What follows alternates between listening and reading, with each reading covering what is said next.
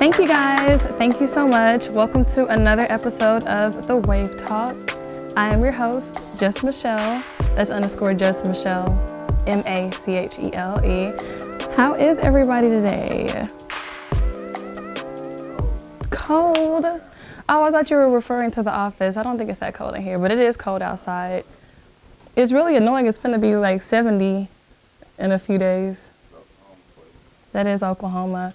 But we have a great show in store for you guys. I've got a very special guest. We'll introduce him later on. But let's get into it. Up first, I kind of wanted to talk about some events happening. This Sunday, the 12th, we've got Trip Harmonix at 6 p.m. If you haven't yet, tap in and get your tickets. It's going to be a super special show. My friend Trip G will be performing a few of his singles with an orchestra. Who you know doing an orchestra? Nobody. I don't know, you might, but Trip is doing one.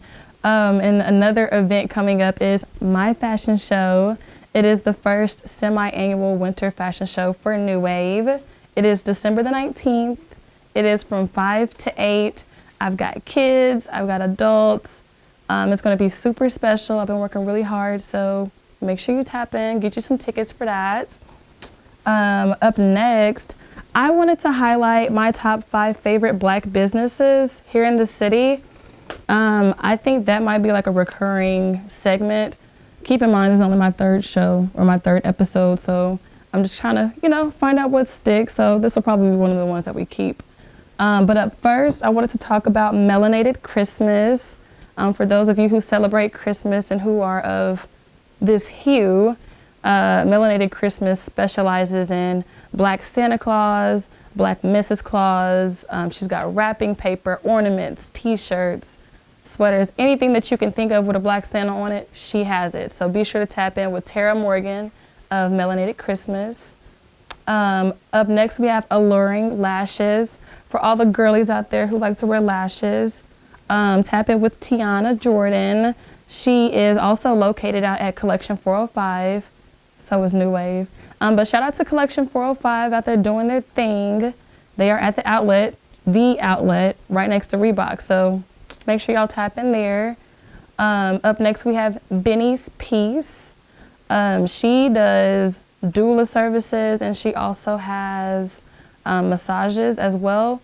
She's got a really good rep with doing massages across the city. And I think that a lot of people need to tap into that because not only do you want to have your mental right, you want to have your body right. And a lot of people don't understand the importance of getting massages, but it is uber important. Release that stress. Tap in with Benny. Up next, we have Trip G. Of course, I'm mentioning him. He is an actual business. I help with that.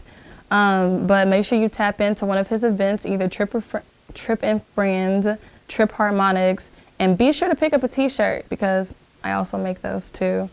He's got tons of t-shirts for sale. We've got sizes from small all the way up to like 4X. All of them one of one, none of them the same. And then the last one we have is Iconic Jewelers. Shout out to Beta Jeweler.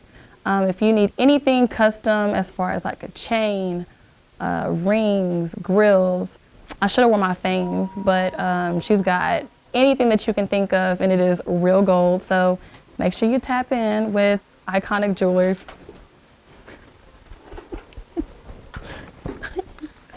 Up next, I kind of wanted to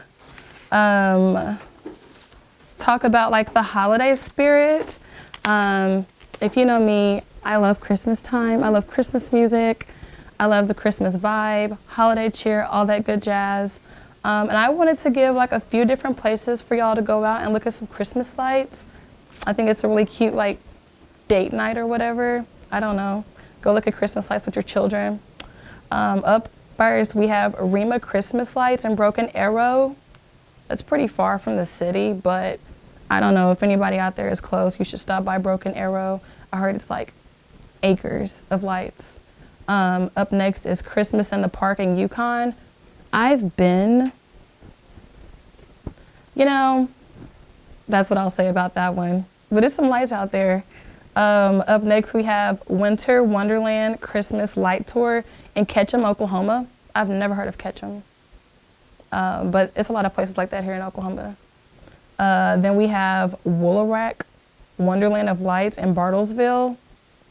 I don't know why, but I thought Bartlesville was in Texas. But it's not, apparently. We've got Downtown in December. That's just downtown OKC. I mean, I feel like that one is kind of like just there. You can't really like drive around and go look at lights, but it's just there. We've got Ardmore Festival of Lights. So I went past this one on my way back from Dallas, and that one is jumping, like for real, for real. It is worth the drive. However far Ardmore is, like 2 hours and some change. I don't know, but definitely take the time out to go to the Ardmore. And then the last one is Frontier City. Did y'all know that Frontier City is open during the winter now? No, people didn't know that. You knew? How do you know? They have ads. That's true. That's how I saw it. Oh, on Instagram? I saw an actual commercial. But yeah, y'all, if you have a season pass, it is still valid. So be sure to check out Frontier City. Drop your kids off or something. I don't know. But up next, I wanted to switch gears to like pop culture. I wanted to talk about Tristan Thompson. So he had, how do I want to put this? He was in the news for infidelity against Khloe Kardashian, which isn't any of my business, and it's not, I don't know, this is allegedly. Nothing's been confirmed. But I wanted to bring him up to kind of pivot to Khloe, because I feel like we often go through situations to where we know deep down in our chest, in the gut of our stomach, we shouldn't go back to whatever it was that we just left from, but instead we do it anyway, and then it bites us. You know, I feel like everybody has been through a situation like that. I kind of just wanted to put that out there in the atmosphere. If you are dealing with not even a specific person, but with a situation, and you know, I probably shouldn't be doing this again, and then you go and do it again, I don't know. It may happen like a Tristan Thompson situation to where you'll be like instantly regretting it. I just really hate that for her. And, you know, she put all her trust into this man, and he continues to embarrass her. And then like on the flip side, even if it isn't true, why would your name even be in a situation? Like, even if that ain't your baby, you obviously did something for her, you know, to put that on you. So I don't know. I'm not on anybody's side. I'm just saying, as a general lesson, let's just stay on our P's and Q's. And if we left a situation, let's just leave it in the past. I hate that for her. Up next, I wanted to switch gears to what happened recently in the news with Kyle Rittenhouse. I don't know, man. That whole situation is really starting to bother me, because not only did he get, you know, cleared of all charges, even though he's a murderer, he's really like out in the media now, like doing interviews, taking pictures with Donald Trump, and I'm just like, that's what I'm saying. He's dead ass doing interviews on people's podcasts. And today I saw an interview where he was talking about LeBron. Talking about, yeah, I didn't like when he said that shit. And what are you gonna do about it? Like, you don't even deserve this platform that you're in.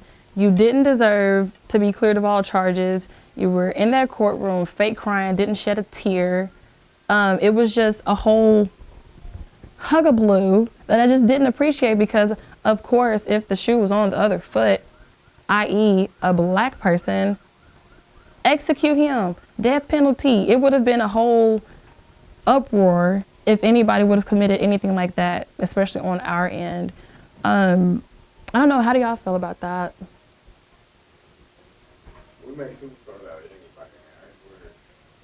That's true. I feel like, you know, to add insult to injury, you know, it's messed up that he did get cleared of the charges, and on top of that, he's on this whole media tour, doing interviews. And it's just crazy that anybody would even give him the platform. What are they asking him?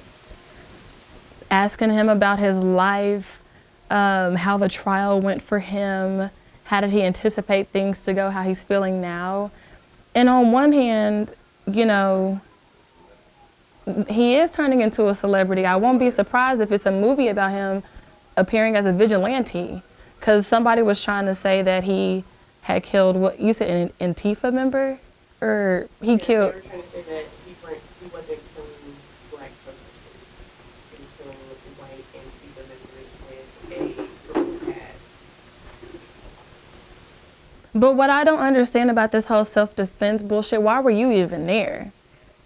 What do you mean you feared for your life? Like, you shouldn't have been there. And then wanted to say, well, the people's car lot who I was like protecting wanted me to be there. They wanted me to be there. You had an illegal gun. You're underage. You crossed over state lines with this illegal weapon. It was too many buildups that just didn't sit well with me, and I'm not liking it. And I do like, because he was in college and a lot of his classmates like petitioned to get him out of there. So he no longer goes to college at the same place. So shouts out to them. What is this, Gen Z? Shout out to y'all sticking to it. But yeah, I don't know. Drop your comments below how y'all feel about Kyle Rittenhouse in that situation. Pretty trash. But the last thing I did want to talk about before we introduce our guest is dreams. Do y'all remember y'all dreams much at all? Yeah, y'all do? I've been having a really difficult time remembering like specific dreams, and I feel like dreams are so important because they can either be like deja vu, or they can be like a sign of what's to come in the future, or I feel like sometimes they're even like a version of manifestation. So it's been kind of bothering me that I cannot remember my dreams. So I had a few tips for anybody out there who also can't remember their dreams. These are like my, like my top, cut that out. Like my top, your top what? Aha. My top ways to remember a dream. So first is maintain a dream journal every morning. I mean, I feel like that could work if you remember the dream. Whatever. 2, schedule your sleep for a consistent sleep cycle. That one is probably key, because if you're not going to sleep at the same time and it's not a good sleep, it's probably gonna be a shitty dream if you even dream. Here's another one. Break out of your daily routine to allow new dreams to remember. And I feel like that one kind of contradicts number 2. Keep in mind, I also got these from Google, so I didn't make these up. And then my last one, ensure you're comfortable and you get a deep sleep. So, fall asleep how you like to, with the TV on, with the fan on and the air. That's how I like to do it. I like to sleep in the cold. I hate being hot when I sleep, my goodness, but it is the worst. You can't breathe, especially if you have on socks. I don't know how that correlates because it's your feet. What? Oh, it's people out here. It's nasty. It's nasty if you sleep with your socks on. Maybe I'm calling some of y'all out. If I am, do better. Is that you, Doc? Oh, okay. I had to make sure. It sounds just disgusting. Because then you wake up and then you have, I don't know. If you sleep with socks on, do better with your life. Just do better in general. But those are my topics for today. Are you guys ready for our guest? Woo! Yay! Right, I was like, yay.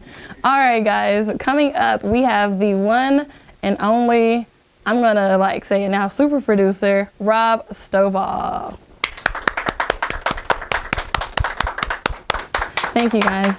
Thank you so much, Rob. How are you today? I'm good. Good. Was the drive too long? It was.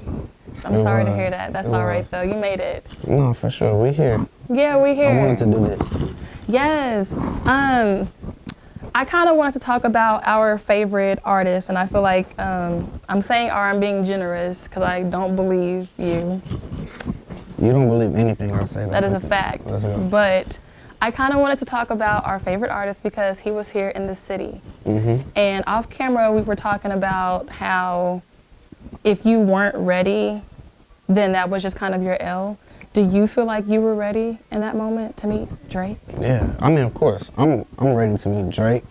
I'm ready to meet a Beyonce. Like, I'm ready. But no, I was definitely ready. Like, I've been living for that moment, really, honestly. And What makes that's you all ready? I just work every day. Like I put in 10,000 hours, 10,000 times. So I just got stuff stacked up on top of stuff, just ready for any moment.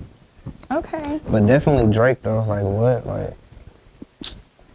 I don't know. It just bothered me too much that he was in the city and I couldn't see him. And I just knew that you were going to. That's why I texted you and I was like, hey, if you meet him, you literally have to tell me. But you didn't either, so I felt better. Because I felt like you didn't deserve to meet him if I couldn't. But I put an effort in though. I really did put an about effort. Everybody though, nothing against you, but you do. Damn. You do put in a good effort. Oh, okay. And I honestly feel like, and that's why I said whenever you came on, I said super producer because you've worked with several people. So I felt like, 2 degrees of separation? Somebody who knows somebody knows Drake and they could have led you there. So that's why I just knew it was going to be you. But again, in my chest, I'm happy it wasn't. So let's just switch gears. Damn. Let's just switch gears. You're from the city, right? Okay. How long have you been a producer?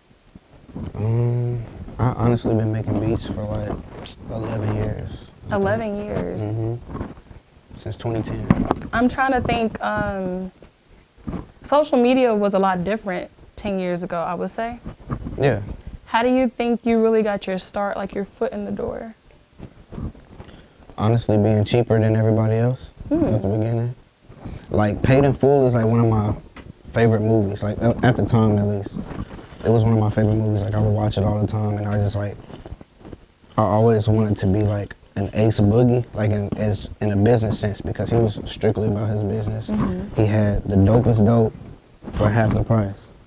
So I just like, I took the Ace Boogie initiative and just made sure like I critiqued my craft, had the dopest dope, and then shit, if he was charging 100, I was charging 50. You know what I'm saying? But how do you even figure out other people's prices? Because is it not a competitive market to where you can just go and ask, hey, how much you charging for beats? No, but it is though. It's a lot more producers and engineers out here than you think. I also made myself a commodity too. Like I was engineering a lot, you know what I'm saying? Like that's what kind of like helped me get in the door with a lot of people. Like you make yourself a commodity, and then like for instance, you could be a photographer and get a media pass to get in the door, and then boom, you know what I'm saying? You're right there in front of that person. Like that's kind of like what kind of helped me grow. You know what I'm saying? Now, for people who don't know, what is the difference between a producer and an engineer? I mean, Let's get to layman's terms. I mean, an engineer can be a producer. You know what I'm saying? Like I feel like it's like a subgenre as far as like in the term producer or production. Because engineering is just like a piece of what you, of production. It's like, I think it's considered post-production. So like, I don't know if like beat is pre-production, but like being a beat maker, a songwriter, engineer, like all that kind of like falls under producer. We were talking off camera and you had mentioned how somebody's line didn't really rhyme. What are typically the roles of a producer? Like, because I didn't know that mattered to y'all. I just figured you make the beats and that's it. Sure. No. A real producer wants to make sure your song is good, because he's going to have his name on that. Like, you know what I'm saying? So he wants to make sure that whatever comes out is highest quality. A real producer.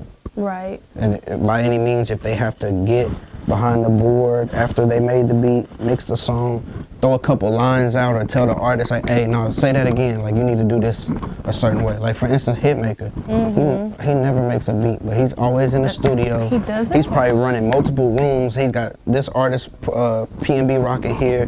He's got a couple of songwriters in here, and he's telling them, okay, oh, I like that line, but don't say frames, say shades instead, because it kind of flows off the tongue a little bit. Goes in this room, helping them, okay, no, say it like this, change that cadence. Like, that's like a producer, like a P. Diddy, like people like that, like big producers are super hands-on on records. That's so odd because I swore that I know that he doesn't like literally make the beats because all of his songs are samples or like they're like redone. But I didn't know that Hitmaker doesn't make beats. Interesting. Yeah. But that doesn't take away. But he might still make beats though. Okay. But from what I've seen before, like he's like hands-on records. You know what I'm saying? Like if you watch his lives and stuff, he's more telling a person how to say stuff, putting everybody together in the room, and making it happen. Okay, I wanted to talk about, because I know you know how to play the piano. No? A little bit. A little bit. Yeah, I can do a little something. Do you feel like that is important to know, like, an instrument or, like, the technical side of music? Yes. And, like, knowing proper terminology for certain things that you're doing, like, as a producer, kind of is like the best thing to know. Like that and music theory. You don't really have to know how to play an instrument. Like, the biggest producers out here can't play a lick of piano or anything, but they know how to create a bounce. And that's drums. music theory. Half of the time, like, producers are getting sent melody loops by younger producers or up-and-coming producers, and they're just throwing them in, boom, adding drums on top of it, layering it out, sending it off, and they making about 30 beats a day off of that. How long does it typically take to make a beat? Does it really just depend on how you feeling? Yeah, it depends on the complexity. It just depends on, like, if you vibing. Like, if I'm just starting from scratch, like, it could be somewhere in between, like, 15 to like an hour and a half or something. Like, it just depends. Sometimes days.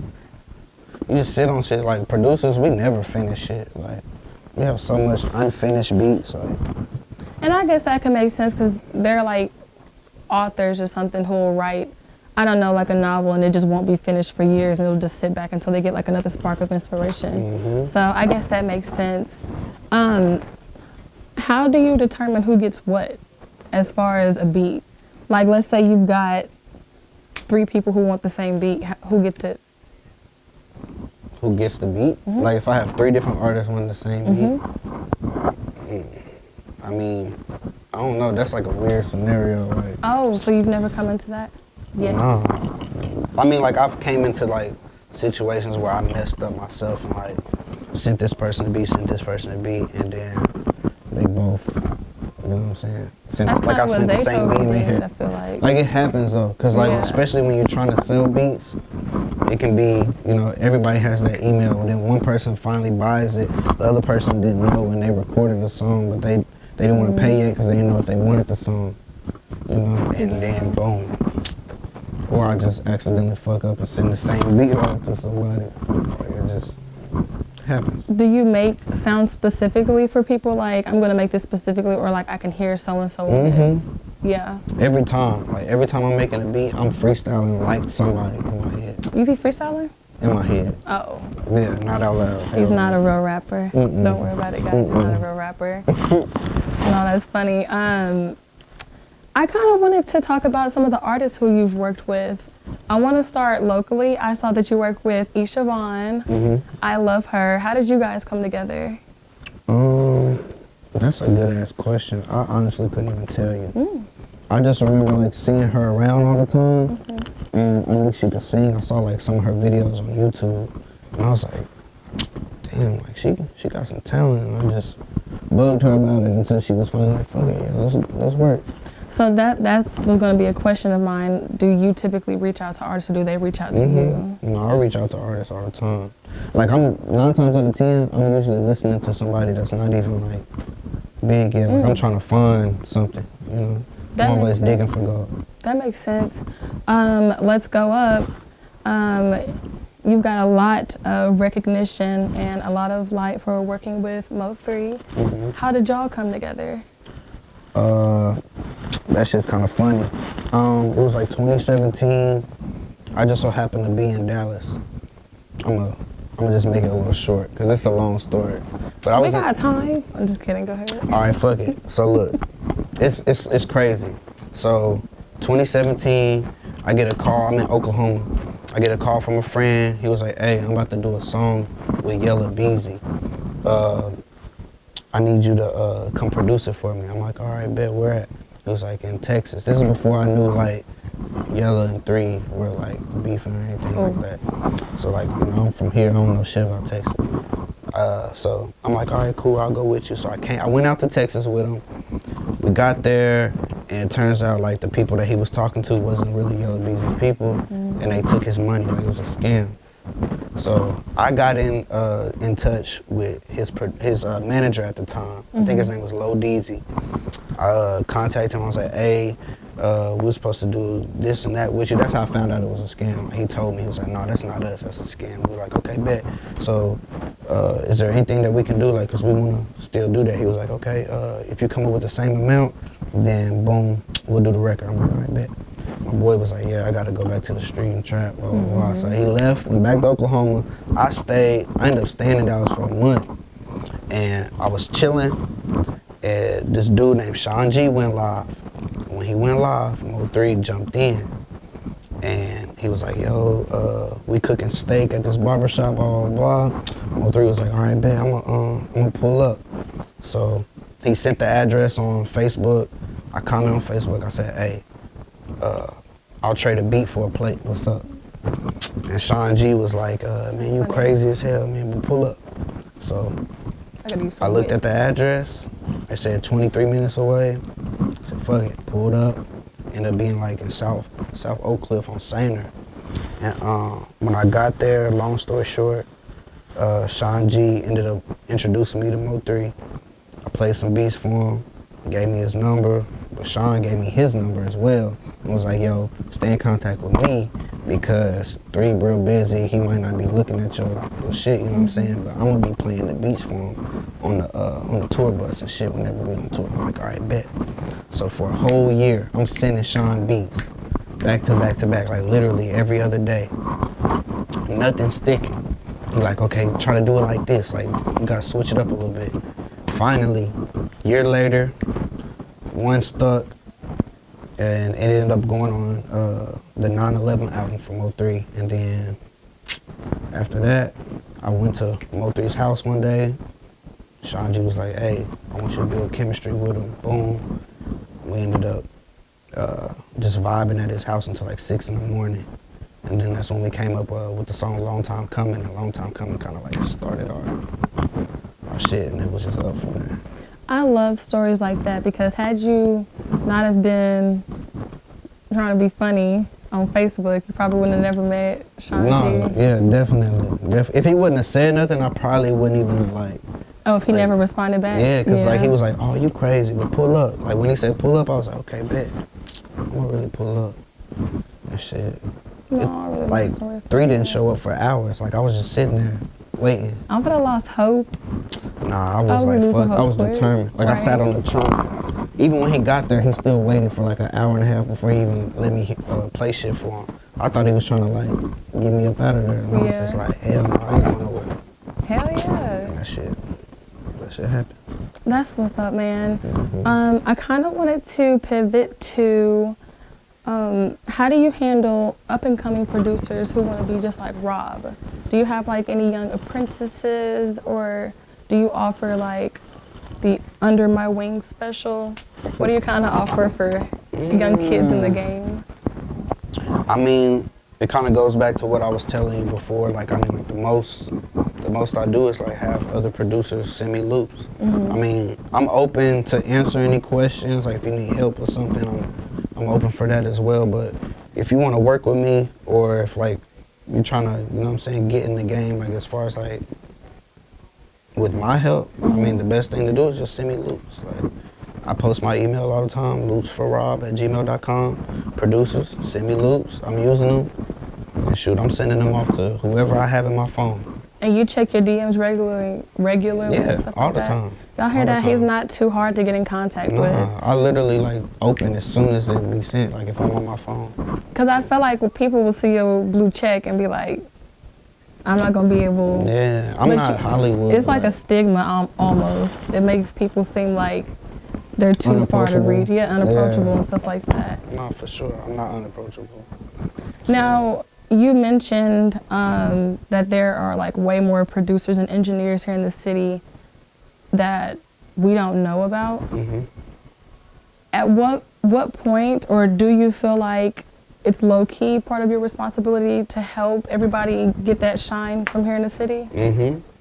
I think I play a big role in, as far as like what's the proper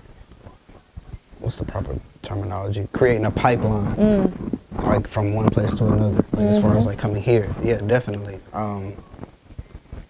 In a way, like I've kind of like pioneered. You know what I'm saying? I've done stuff that kind of hasn't been done yet. That's true. So, That's very true. You recently set up your website. Talk about what's on your website. Right now, I just have beats on beats right now. Okay. Youngstove.com. I started it last year, but I had to chill on it just because I was working a lot, and then signing that deal or whatever kind of like made me change my priorities. So I'm not really in crazy album mode anymore because I've been doing a lot of stuff for a lot of people. I'm already kind of out the way now. So I can focus on trying to gain residual income outside of like waiting on freaking publishing checks and stuff, like, you know what I'm saying? So yeah, I just want to keep stuff going. So the website is basically just go shop and get a beat. yeah, go shop and get a beat. I'll also producers. I'll be coming out with custom drum kits with all my sounds that I usually like to use. Like it'll be like my stash kit, basically. And yeah. You're not afraid, and I don't know how to put this question. You're not afraid that with you giving out, I wouldn't even say like the blueprint, but kind of like your recipe, you're not afraid that somebody's gonna take it and just like, no. I feel like that's a lot of people's fear here in the city. It's a lot of people who are afraid to help because they don't want the next person being bigger than them.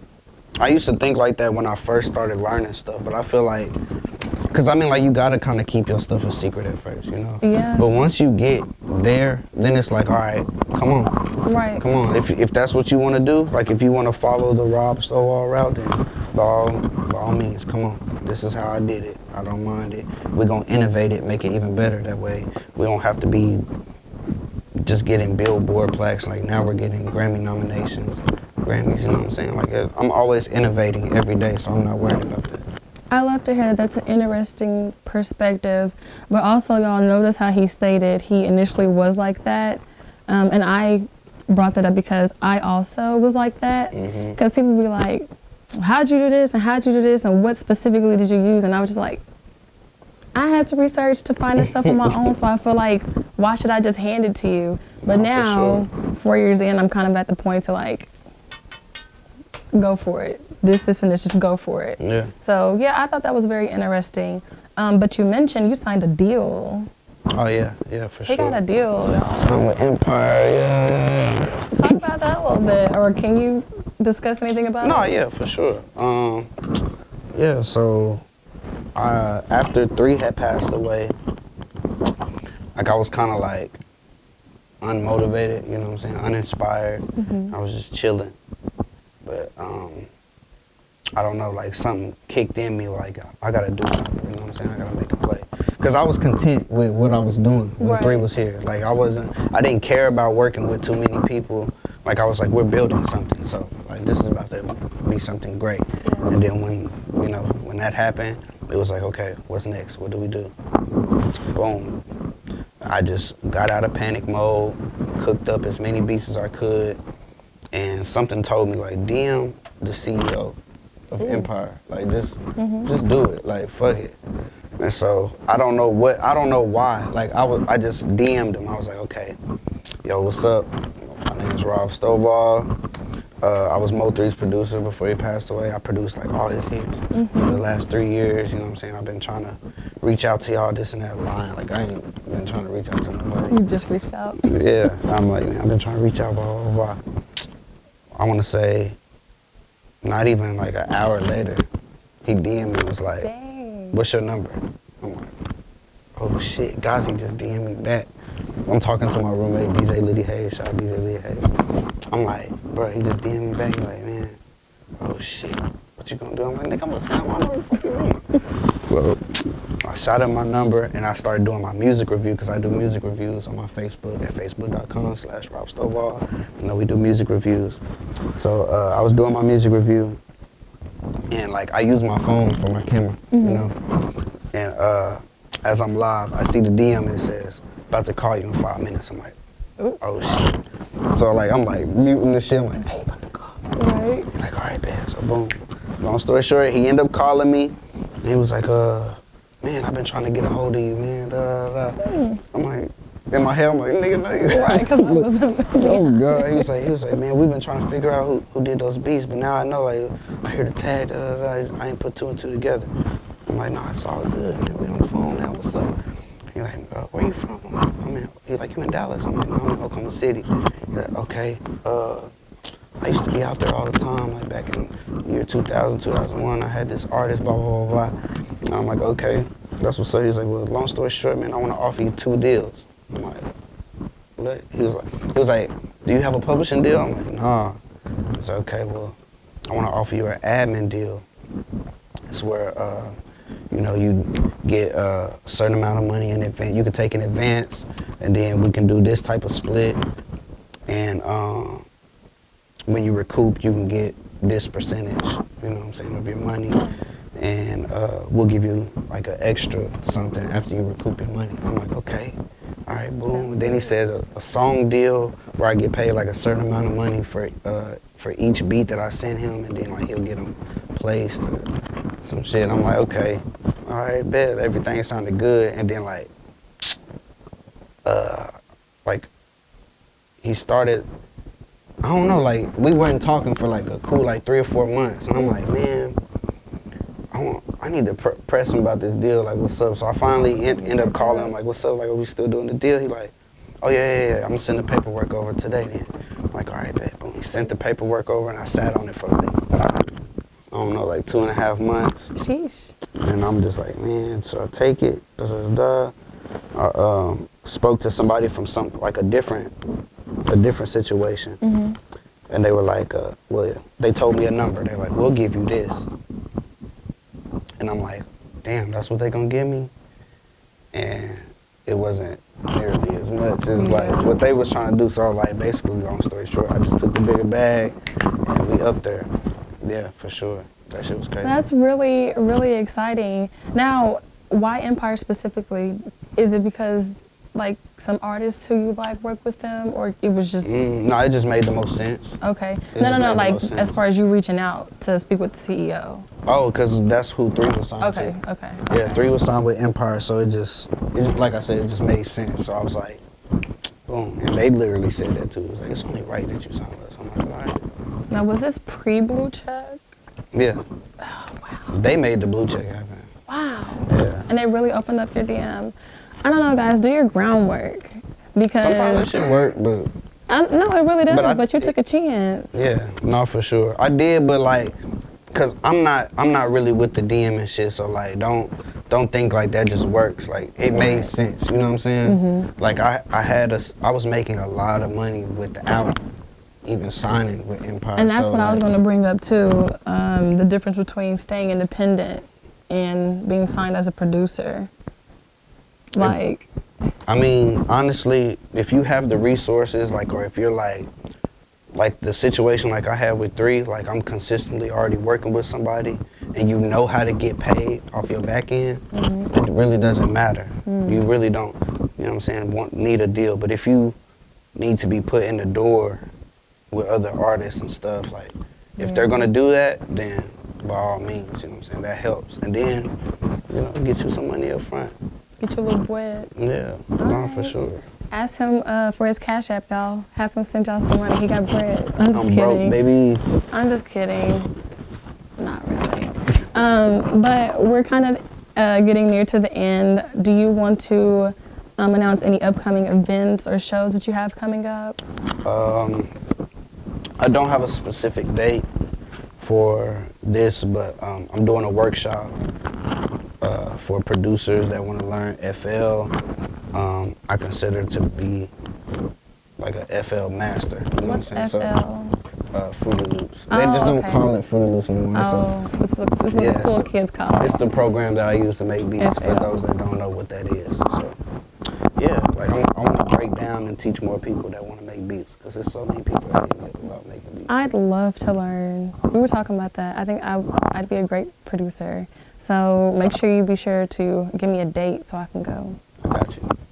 I got you. Also, I'm working on 2 albums with local artists. Okay. Triple MZ and Siobhan. Okay. Both are R&B albums as well too. Oh, do you like the transition between R&B? I think I like doing R&B more than I like doing anything else. Oh. Like I would love to produce for like Eric Bellinger, I love Eric like Melanated. Vito. Like it's like a couple Yeah. other dope ass R&B singers I would love to. I could see that. I could definitely see that. I like that you're in your R&B bag. Gets the ladies. No, for sure. You know, for a lot of sure. people will talk mess like, you only make music for girls. Like, duh. I'm not making music for niggas. Sometimes you might be. I don't know. But go ahead and drop your social medias, how everybody can contact you, your website, email, all that stuff. At Rob Stovall, Instagram, Twitter, Snapchat, Facebook.com/Rob Stovall, YoungStove.com. If you're looking for beats or drum kits, they will be there. YouTube.com/YoungStove, YXNGSTOV. Yeah. I wanted to ask, how often do you do the music reviews and how do people submit their music? They're pretty sporadic, but I'll like, it's mostly for Facebook, so like, I think the people that mess with me on Facebook are tuned in, so like I'll just post like a day or 2 before I do it and put the email out for people to send the music, and yeah, I just go I usually go live around like 7 p.m. from like 7 to 9, 7 to 10, depending. I do giveaways on there. I might give away a laptop, I might give away some cash. I saw that. I was salty. I mean, I didn't really, wasn't it a Mac? Yeah, MacBook. Yeah, Yep. I gave away a MacBook. I gave away 2 MacBooks. I guess. I'm gonna give away a PS5 Oh, for real? When? soon, real soon. I'm gonna give away a PS5. So. I guess you can't let the people know too soon because they're going to be all over it. Yeah. That's fine. I don't know, guys. I'm just really excited. I'm sitting here with like a local celebrity. Yo. Or not even local. He's like not local anymore. He got a double empire and all this other stuff. I'm just. And then he, on top of that, he doesn't even do many interviews. Everybody go up in their hometown, always. I'm sitting here with a local celebrity. Right. I'm sitting It don't here. bother me really, cause I don't even. It's Yeah. not. It does have a negative connotation, which is why I tried to pivot from it. But you're right. Everybody's local in their own hometown. I like to say, but like I know I said local too earlier, but I like to say native. Native. Like a I like Oklahoma native. You know what I'm saying? That hits. That hits Yeah. better. It Yeah. is. People think it's like amateur and pro, but it's not. It's true. It's not. This shit is local. You are, that's where you at. Yeah. Right. Yeah. That's the vicinity. Yeah, it's just That's to, where you at. to some people's ear it doesn't sound as pleasant. Right. But it That's don't why I bother tried me. to change it. I didn't want people to be like, oh, she called him a local celebrity. But no, guys, he's native. He's native. Just like us, just like you and me. 405. But again, I do appreciate you for coming all the way out here, talking about Drake, talking about your transition through the game, things you've learned. Is there anything you want to leave the people with? Just No? be ready for me. Just be ready for him, y'all. All right, well, thank you so much for coming on to the Wave Talk. Thank you guys so much. I really appreciate our guest, Rob Stovall, for dropping jewels. For anybody who's interested in being in the game, he's pretty much making it like super easy, just laying it out. I want to thank, again, I'm going to call them my sponsors. Pax and Kyla for my super dope cup. I want to thank my production team, Life Media. I want to shout out New Wave because that's just the home team, of course. And I wanted to close out with a good quote. I don't know who said it, but I like it. And it says, if you're not doing it for yourself, you're not doing it for the right reasons. And I feel like in this day and age of like clout and attention seeking, a lot of people are doing things that they normally wouldn't do just to please other people. And I kind of want us to stray away from that in 2022. I feel like we were all born and designed individually to make our own strides. So I don't know if you're out there and you're sitting on something and you're like, well, I don't want to do it because it's too different or people aren't going to like it. Fuck it. You just got to do it anyway. That's kind of how I was with this show. because it's sort of a different concept. It's not just like a YouTube show. I'm trying to be like baby Oprah out here. So yeah, I have my own reservations, but we're thugging it out, episode 3. And thank y'all for watching another episode of The Wave Talk. Be sure to follow us on all social media platforms at The Wave Talk Official. I'm even on TikTok. And be sure to like, subscribe, and turn on your notifications. But thank you.